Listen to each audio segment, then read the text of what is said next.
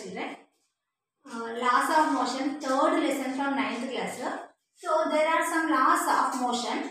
So laws of motions గురించి తెలుసుకుంటే యాక్చువల్గా మనకి లాస్ ఆఫ్ మోషన్ అంటే ఏంటంటే ఒక ఆబ్జెక్ట్ అది చలనంలో ఉన్న రెస్ట్లో ఉన్న after some time or whatever whenever it is that body ఎప్పుడు మనకు రెస్ట్లోనే వస్తుంది.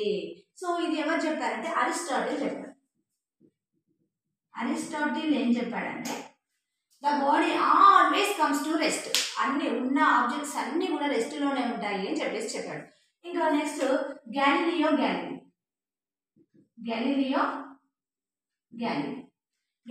గ్యాలిలీ అనే అతను ఏం చెప్పాడంటే so every object if it is in motion that always be in motion, if it is at rest that always be in rest. అంటే ఒక body చలనంలో ఉంటే ఎప్పుడు చలనంలోనే ఉంటుంది, ఒక బాడీ ఎప్పుడు రెస్ట్లో ఉంటే రెస్ట్లోనే ఉంటుంది.